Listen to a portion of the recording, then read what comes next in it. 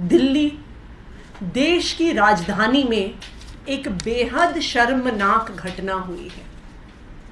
हम सब जानते हैं कि दिल्ली शहर में महिलाएं कभी भी सुरक्षित नहीं रही हैं, लेकिन आज दिन दहाड़े दिल्ली के एक हाईली सिक्योर्ड एरिया में न्यायालय के परिसर के अंदर एक महिला को बार बार गोली मारी जाती है, उनको अटैक किया जाता है।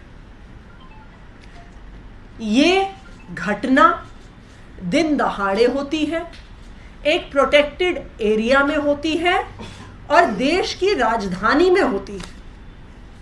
आज दिल्ली वालों के लिए, मैं तो कहूंगी पूरे देशवासियों के लिए, इससे ज्यादा शर्मनाक घटना नहीं हो सकती है कि हमारी देश की राजधानी में दिन दहाड़े इस तरह की घटनाएं घट सकती हैं। किसी भी शहर में न्यायालय का परिसर, कोई भी कोर्ट कॉम्प्लेक्स सबसे ज्यादा सिक्योर्ड एरियाज में से होता है।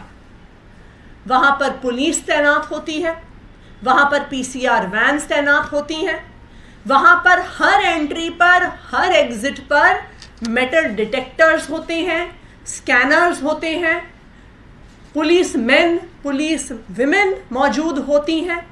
बिना चेकिंग के किसी की एंट्री नहीं होती है। और इतनी सुरक्षा के बावजूद आज दिल्ली शहर में दिन दहाड़े एक महिला पर साकेत कोर्ट में गोली चल जाती है। मैं विनोद जी से रिक्वेस्ट करूंगी कि वो आपको दिखाएं आज कोर्ट में क्या हुआ।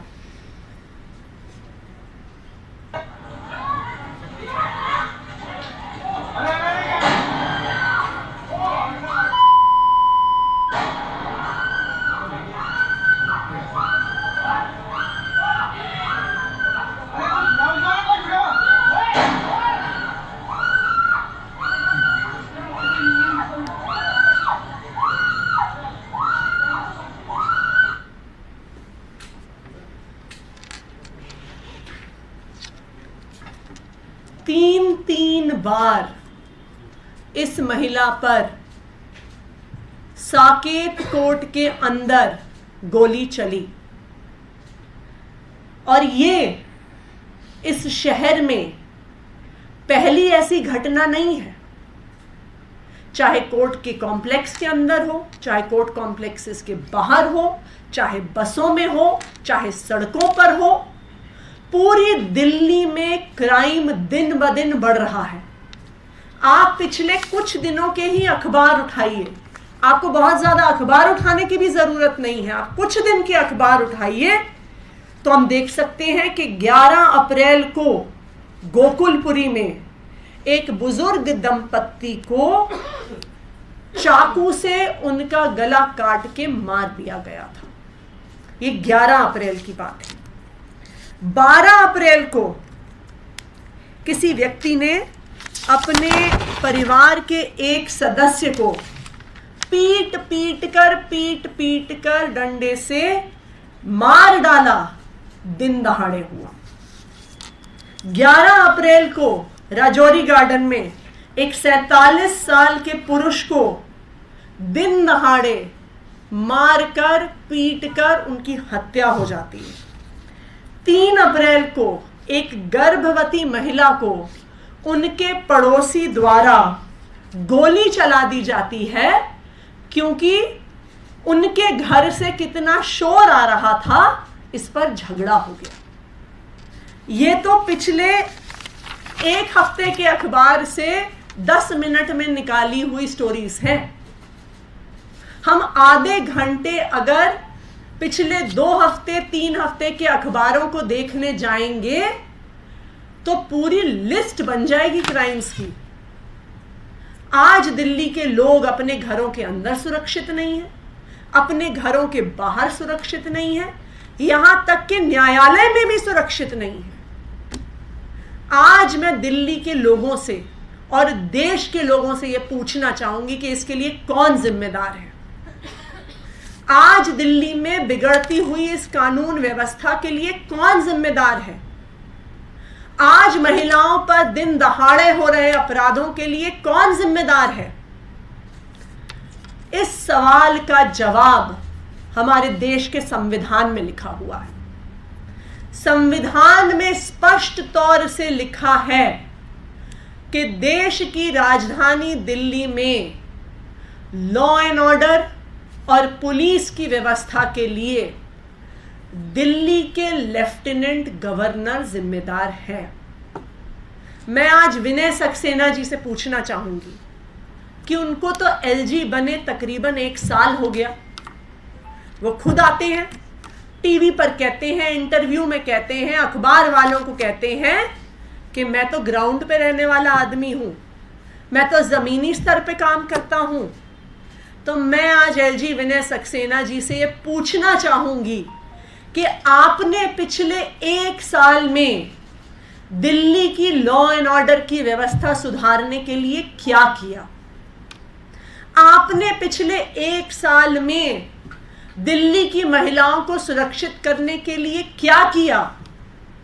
आपने पिछले 1 साल में दिल्ली की पुलिस व्यवस्था को दुरुस्त करने के लिए क्या किया?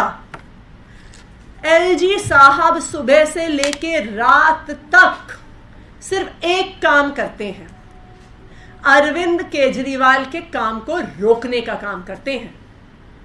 फिर चाहे वो स्कूल के काम रोकना हो, चाहे वो मोहल्ला क्लिनिक में डॉक्टर्स की तनख्वाह रोकना हो, चाहे वो मोहल्ला क्लिनिक में टेस्ट रोकना हो, चाहे वो बुजुर्गों की पेंशन रोकना हो, चाहे वो अस्पताल में काम कर रहे डेटा एंट्री ऑपरेटर्स की तनख्वाह रोकना हो, चाहे वो टीचर्स को फिनलैंड जाने से रोकना हो, ये सारे काम सुबह से लेके रात तक एलजी साहब करते हैं।